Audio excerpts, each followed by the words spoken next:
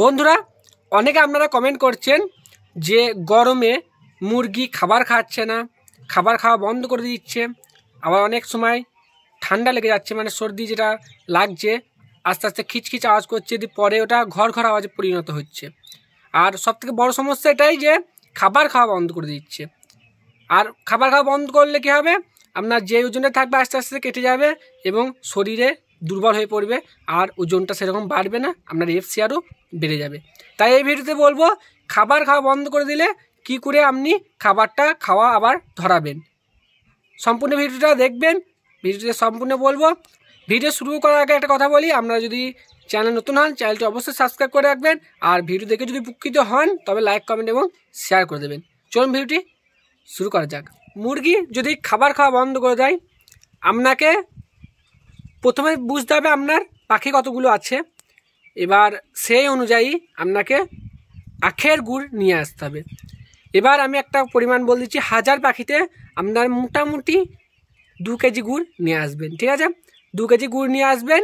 এবার গুড়টা যেন আখের গুড় হয়। এবার আপনি দোকান থেকেও কিনতে পারেন এবং ডাইরেক্ট যদি কোনো বাড়ি থেকে পারেন, মানে যারা শাল থেকে একদম ডাইরেক্ট করে সেই গুঁড়ো আনতে পারেন, সেটা আরও ভালো হবে। দিয়ে বার করবেন, গুড়টা একটু ফোটাবেন ভালো হবে, ঠিক আছে? ফোটাইলেন, দিয়ে ওটা জলে গুলবেন। এবার অল্প জলে গুলবেন, দিয়ে মোটামুটি আপনার 1000 পাখিতে 10 থেকে 15 কেজি মতো খাবার নেবেন। 10 কেজি নেবেন, খুব বেশি নেওয়ার দরকার নেই, 10 কেজি। দিয়ে আপনার ভালোভাবে ওই জল মেশানো গুড়টা, মানে জলে যে গুলবেন ওই গুড়টা ভালোভাবে মেশাবেন। এবার এমনভাবে মেশাবেন যেন এমনি ধরে ছেড়ে দিলে যেন ভেঙে যায় জিনিসটা, মানে যেন কাদা কাদা না হয়ে যায়, বুঝতে পারছেন? আস্তে আস্তে, আর যেন মানে যেমন গুটি গুটি থাকছে গুটিগুলো যেন না থাকে, ওটা আপনাকে ভালোভাবে হাতে করে ভালোভাবে মিশিয়ে নিতে হবে। এবার ওই গুড় মেশানো খাবারটা, মানে ওই গুড় মাখানো খাবারটা আপনি মোটামুটি 9টা থেকে 10টার মধ্যে প্রত্যেক পিরিয়ডে আপনি অল্প অল্প করে দিয়ে দেবেন।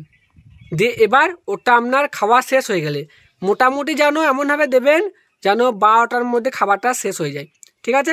মানে ওই খাবারটা যেন শেষ হয়ে যায়, দিয়ে তারপরে ফিডারগুলোই তুলে দেবেন। এবার এটা বাচ্চা অবস্থায় ফিডার তোলার দরকার নেই। এবার যদি মোটামুটি 28 দিনের পর হয় তখন ফিডারটা তুলে দেবেন, ঠিক আছে? তাহলে কি বলুন তো, অনেক সময় কি হয় আপনার গরমের জন্য খাবারটা খেলে বড় মুরগি স্ট্রোকে মারা যায়।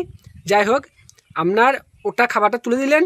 এবার তারপর একদম 4টে, আপনার 4টে থেকে 4:30 একটু রোদটা কমবে, তারপর ফিডারটা নামাবেন, ঠিক আছে?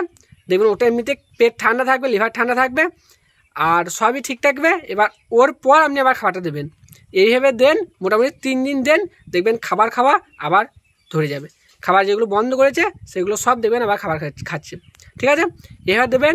আর যদি লিভার টনিক পারেন ওর সাথে হালকা দেবেন, আপনার 100 মতো দেবেন, 1000-100, ঠিক আছে? এবার ওখানে 50ও দিতে পারেন, পরিমাণটা একটু কমাইতেও পারেন, ওটা দিতে পারেন। যখন গুড়ের জলটা গুলবেন তখন ওই লিভার টনিকটা দিতেও পারেন ওখানে সাথে, ওটা দিলেও হবে না দিলেও হবে, ঠিক আছে? কিন্তু দিলে ভালো হয়, আর না দিলে কোনো অসুবিধা নেই, ঠিক আছে?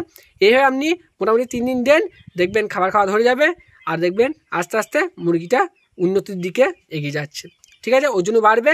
আর যদি আপনাদের কিছু জানতে থাকে অবশ্যই কমেন্ট করবেন, আর ভিডিও দেখে যদি উপকৃত হন প্রথমেই বললাম লাইক কমেন্ট এবং শেয়ার করে দেবেন, আর চ্যানেল নতুন হলে চ্যানেলটি অবশ্যই সাবস্ক্রাইব করে দেবেন। ধন্যবাদ।